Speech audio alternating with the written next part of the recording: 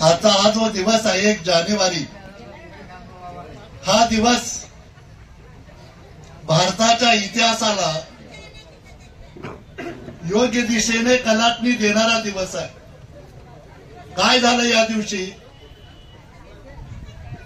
तर पेशवाई विरुद्ध इंग्रज यांची लढाई झाली। या लढाईमध्ये इंग्रजांच्या बाजूने पूर्वाश्रमीची आमची महार बटालियन जीवाच्या निकराने लढली आणि पेशवाईला परास्त केलं, पराभूत केलं आणि अमानवतेचा अमानुषतेचा पराभव करून मानव मुक्तीचा विजय घडवून आणला। असा हा 1 जानेवारी दिवस आहे। बाबासाहेब आंबेडकरांनी सुद्धा या लढ्याचं प्रतीक म्हणून ब्रिटिशांनी जो भीमा कोरेगाव इथे विजय स्तंभ उभा केला, त्याला बाबासाहेबांनी मानवंदना दिली होती आणि एक संदेश दिला होता की जेव्हा जेव्हा मानव मुक्तीची लढाई निकराची सुरू होईल, तेव्हा आपण भीम सैनिकांनी प्राणपणाने ती लढाई लढली पाहिजे, नव्हे ती जिंकलीच पाहिजे। त्या भीमा कोरेगावच्या विजय स्तंभाची प्रतिकृती सांगलीमध्ये उभी झालेली आहे। याचं श्रेय मी त्यांचे अनेक सहकारी असतील, परंतु जगन्नाथजी ठोकळे नगरसेवक जे आहेत त्यांच्या कल्पनेतून जे साकार झालेलं आहे। मी किमान महाराष्ट्रभर फिरतो, मी अभिमानाने सांगतो की महाराष्ट्र, केवळ काल मी म्हणालो की सांगलीचं भूषण आहे, आज मी तो दुरुस्ती करतो आणि हे जे स्मारक आहे ते महाराष्ट्राचं भूषण आहे असं मी जाहीर करतो। आणि यासाठी जगन्नाथ ठोकळे यांचं जेवढं अभिनंदन करावं तेवढं कमी आहे। आपल्या सर्वांच्या वतीनं मी त्यांचं अभिनंदन करतो। त्यांच्यासाठी एकदा जोरदार टाळ्या होऊ देत। शेवटचा एक मुद्दा मला मांडला पाहिजे की भीमा कोरेगावची लढाई तलवारीची होती। आता तलवारी जरा बाजूला ठेवूया, लागली गरज तर बघू, पण खरी लढाई आता विचारायची आहे, लेखणीची आहे, तत्वज्ञानाची आहे आणि त्याचा वारसा बुद्धापासून बाबासाहेबांच्या पर्यंत आपल्याला आहे। म्हणून ही लढाई सुद्धा आपण 100% जिंकू शकू।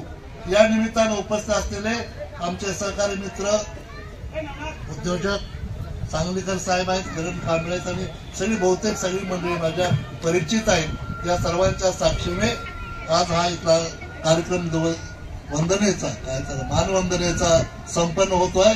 यामध्ये सर्व जे लोक सहभागी झाले त्या सर्वांना पुन्हा एकदा धन्यवाद देतो। 1 जानेवारीच्या शौर्य दिनाच्या शुभेच्छा देतो आणि थांबतो। जय भीम।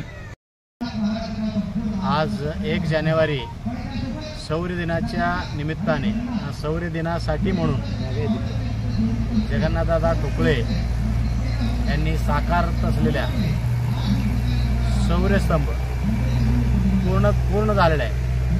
ह्या पूर्णत्व झालेल्या गोष्टीला शुभेच्छा देण्यासाठी म्हणून आम्ही आज सर्वजण एकत्रित जमलो होतो।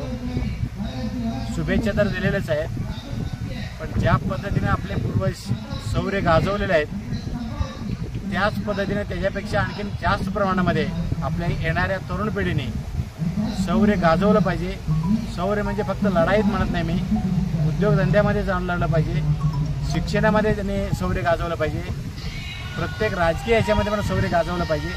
अशा पद्धतीचे एक विजयस्तंभाला पाहिल्याबरोबर प्रत्येकाच्या मनामध्ये उतरून यायला पाहिजे। त्यासाठी मी सगळ्यांना शुभेच्छा देतो।